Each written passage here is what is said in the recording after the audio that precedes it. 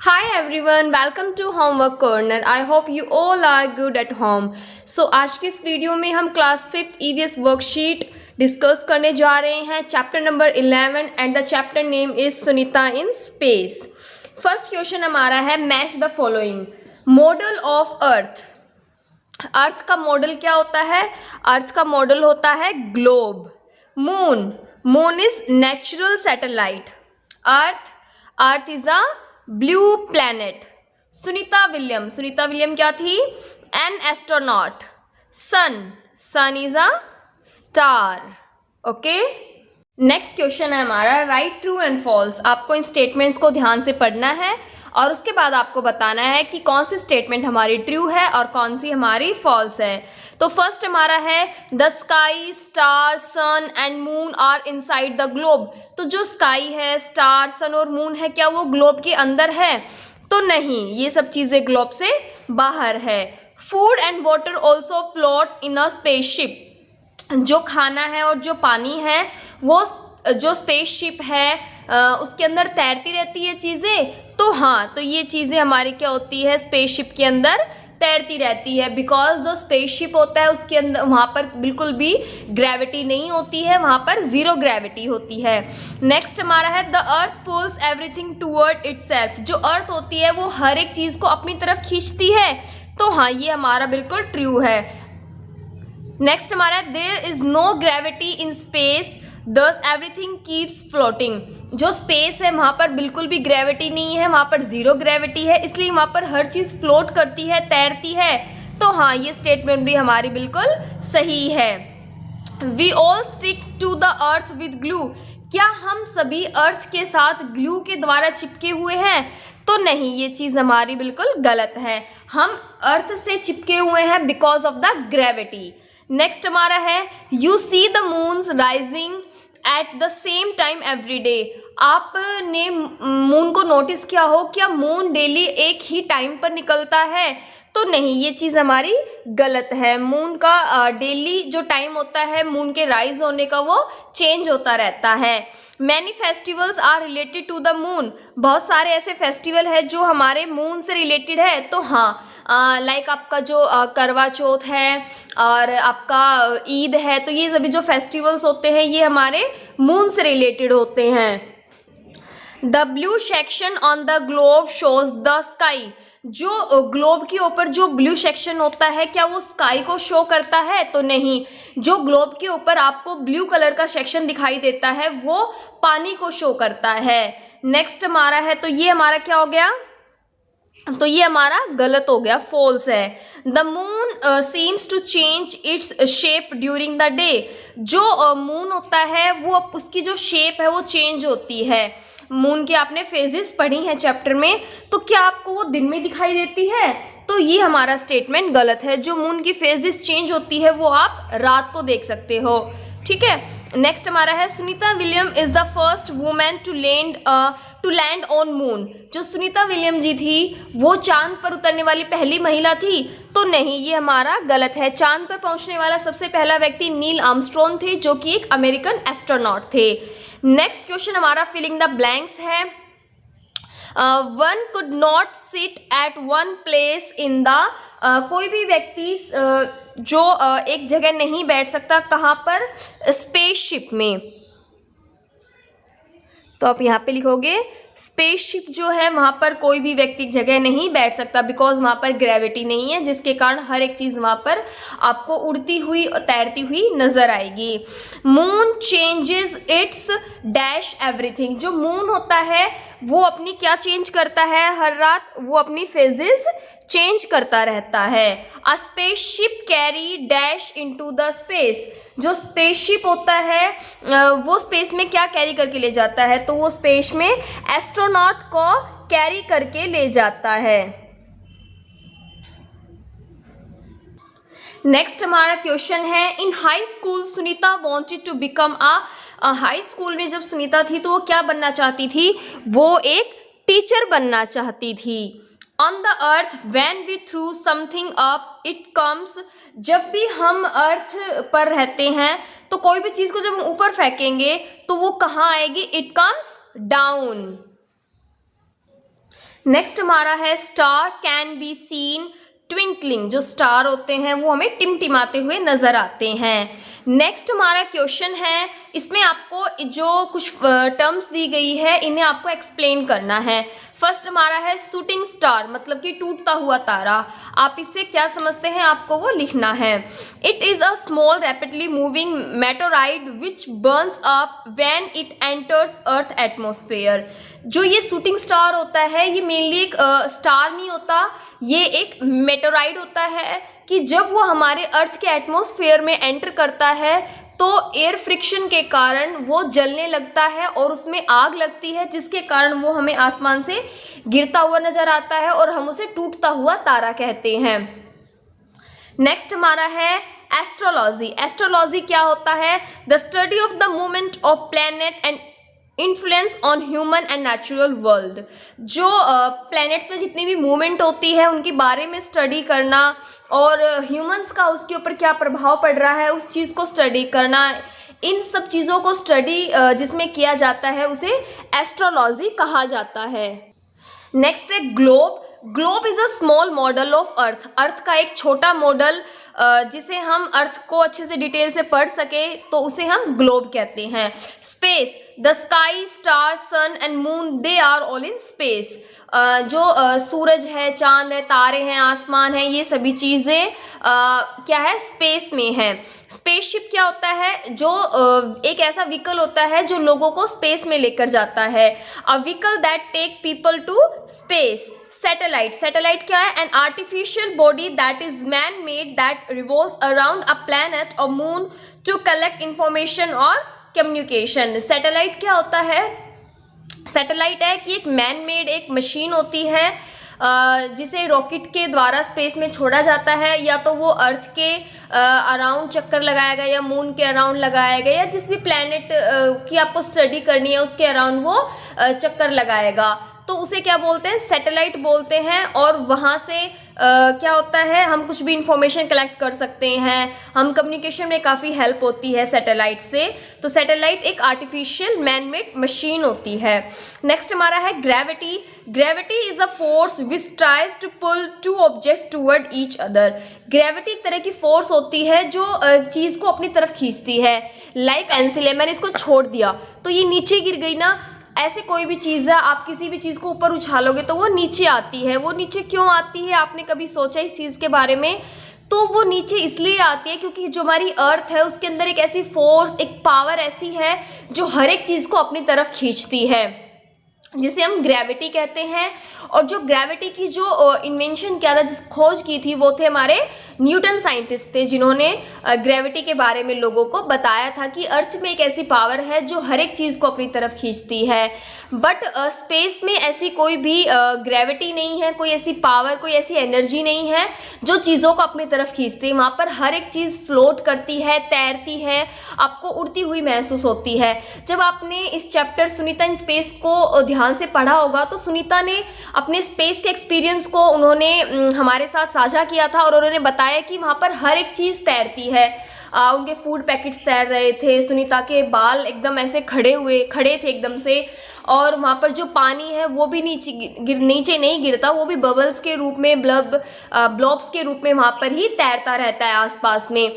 तो जो स्पेस है वहाँ पर ज़ीरो ग्रेविटी है और जो हमारी अर्थ है यहाँ पर ग्रेविटी बहुत ज़्यादा है, इसलिए कोई भी चीज़ यहाँ पर फ्लाई नहीं करती। आप कुछ भी देखोगे तो हर एक चीज़ अगर उछालते हो या पानी उछाल रहे हो, कोई भी आप ऑब्जेक्ट उछालते हो तो अर्थ उसको अपनी तरफ खींच लेती है, इसी को हम ग्रेविटी कहते हैं। नेक्स्ट हमारा है कल्पना चावला। आपको एग्ज़ाम में वो नाम भी दे सकता है या वो आपको जो कल्पना चावला है उनकी फ़ोटो एग्ज़ाम में देगा और पूछेगा कि क्या आप इस शख्सियत को आप जानते हो, आप इसके बारे में डिटेल से लिखिए, इनका नाम क्या था, क्या फेमस चीज़ इनसे जुड़ी हुई है। तो वो आपसे किसी भी तरह से एग्ज़ाम में क्वेश्चन पूछ सकता है। तो फर्स्ट हमारा है Kalpana Chawla. Kalpana Chawla was an American astronaut and engineer who was the first woman of Indian origin to go to space. जो कल्पना चावला थी वो एक अमेरिकन एस्ट्रोनॉट थी, बट वो थी आपके इंडिया से थी वो, और इंडिया में अगर मेनली मैं बात करूँ वो हरियाणा के करनाल से थी कल्पना चावला। जो कि स्पेस में जाने वाली पहली भारतीय महिला बनी थी। नेक्स्ट हमारा है Sunita William. Sunita William is an American astronaut वो formerly held the record for most space walk time by a women. जो सुनीता विलियम थी वो एक अमेरिकन एस्ट्रोनॉट थी, बट उनका जो ओरिजिन था, उनका भी ओरिजिन क्या था, इंडिया था। उन्होंने वो किस चीज़ के लिए फेमस है, वो पहली भारतीय महिला बनी जिन्होंने स्पेस में सबसे ज़्यादा टाइम स्पेंड किया, लगभग 6 महीने। तो इस वजह से आज उनको पढ़ा जाता है और पढ़ाया जा रहा है। नेक्स्ट हमारा है नील आर्मस्ट्रॉन्ग। जो नील आर्मस्ट्रॉन्ग थे वो चांद पर पहुंचने वाले सबसे पहले व्यक्ति बने और वो अमेरिकन एस्ट्रोनॉट थे और उनका ओरिजिन भी अमेरिका था। Neil Armstrong was an American astronaut. He was the first person to walk on the moon. चांद की सतह पर चलने वाले पहले व्यक्ति और चांद पर जाने वाले पहले व्यक्ति जो थे वो नील आर्मस्ट्रॉन्ग थे। नेक्स्ट में आपको कुछ क्वेश्चंस हैं, इनके आपको आंसर देने हैं। What causes thing to float in spaceship. Spaceship में हर एक चीज़ तैरती है, इसका कारण क्या है। In spaceship there is no gravity that is the reason things float in space. क्योंकि वहाँ पर ग्रेविटी नहीं है, इस वजह से सभी चीज़ें वहाँ पर तैरती है। What is Sunita William famous for. जो सुनीता विलियम जी है वो किस चीज़ के लिए फेमस है, उनको क्यों पढ़ाया जाता है, क्यों उनको पढ़ा जाता है सुनीता विलियम को। जो सुनीता विलियम थी वो एक अमेरिकन एस्ट्रोनॉट थी, उनका ओरिजिन इंडिया था और वो किस लिए फेमस है। Sunita William set a new record for the largest space flight by a women.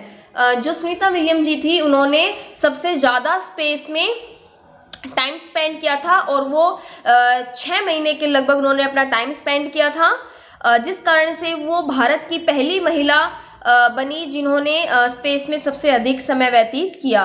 Y we see star at night. आपको जो स्टार है वो रात को ही क्यों दिखाई देते हैं, आप स्टार को दिन में क्यों नहीं देख सकते।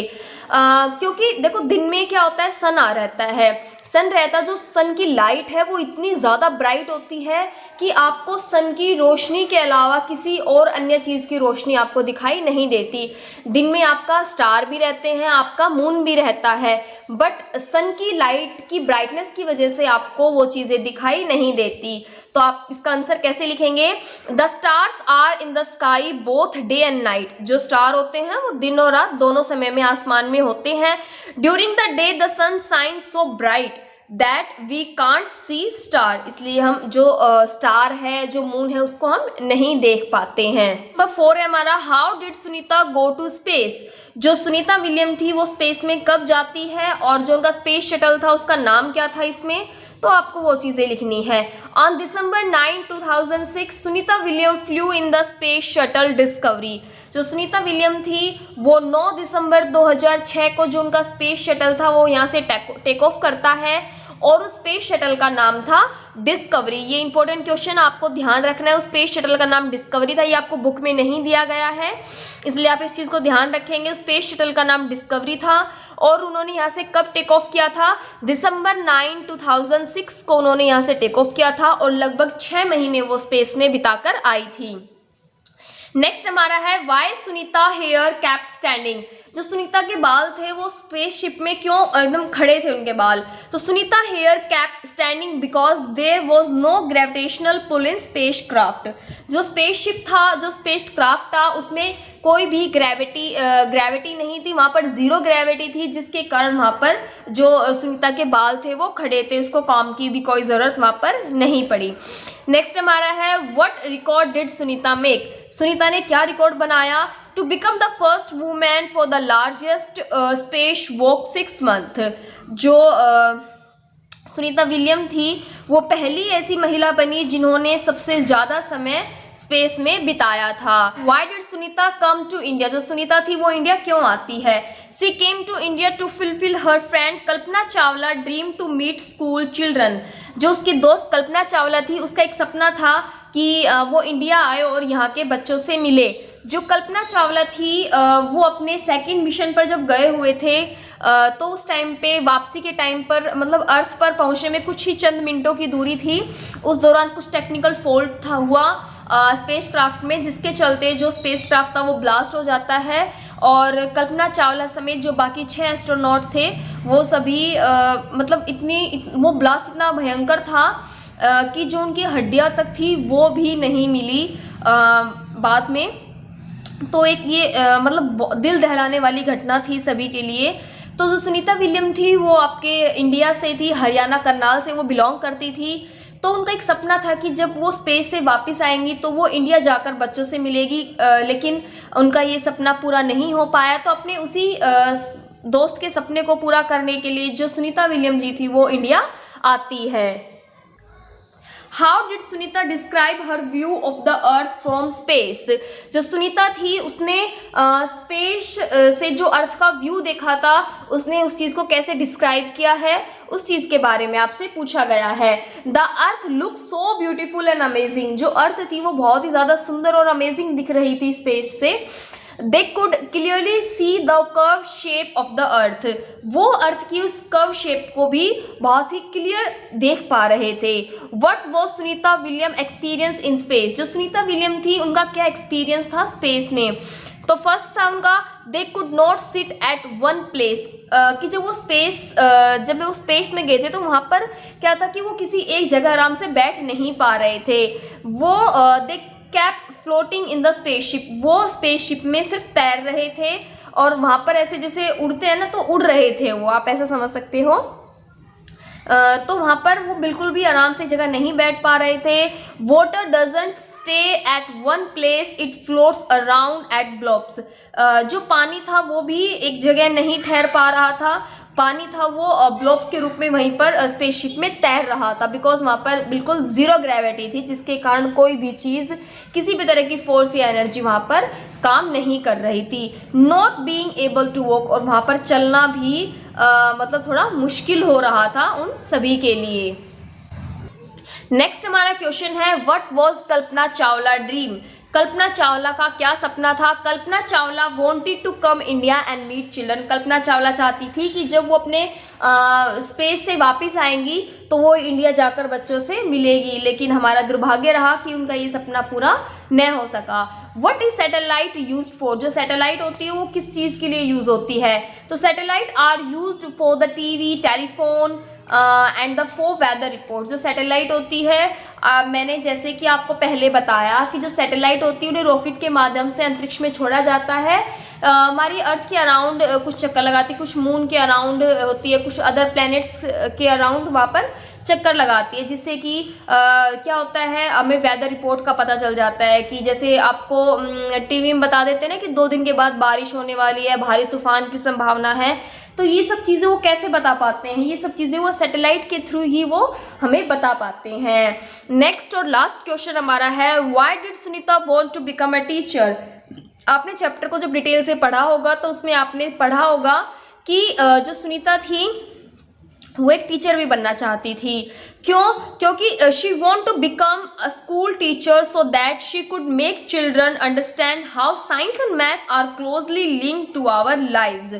ताकि वो बच्चों को बता सके कि जो साइंस है और जो मैथ है वो कैसे हमारी लाइफ से कनेक्टेड है, कैसे वो हमारे जीवन से संबंधित है हर एक चीज़।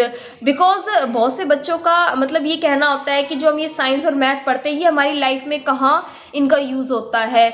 तो वो एक टीचर बनकर बच्चों के अंदर यही एक समझ का विकास करना चाहती थी कि जो मैथ और जो साइंस है वो हमारी जीवन से बहुत ही नज़दीक से, हमारे जीवन के बहुत ही नज़दीक से वो लिंक है हमारी ये हर एक चीज़ से। इन द एंड जैसा कि आप जानते हैं कि आपके चैनल का नाम होमवर्क कॉर्नर है, तो होमवर्क तो बनता है लास्ट में। तो फर्स्ट क्वेश्चन है वो वो सुनीता फ्रेंड। सुनीता की फ्रेंड कौन थी? आपको इसका आंसर मुझे कमेंट बॉक्स में बताना है। How far did Sunita go from the earth. जो सुनीता थी वो अर्थ से कितने किलोमीटर दूर गई थी। वो was the first person to walk on the moon. चांद पर पहुंचने वाला पहले व्यक्ति का नाम आपको यहाँ पर लिखना है। यदि आपने चैप्टर को ध्यान से पढ़ा है और आपने वर्कशीट को ध्यान से समझा है तो आप इन तीनों क्वेश्चन के आंसर मुझे इजीली बता पाओगे। आप इन तीनों क्वेश्चन के आंसर मुझे आप कमेंट बॉक्स में कमेंट करके बताइएगा। और आपको ये वर्कशीट कैसी लगी, आपको ये वर्कशीट कितनी समझ आई, आप मुझे ये भी प्लीज़ कमेंट करके ज़रूर बताएं। Thanks for watching, have a good day, bye bye, love you.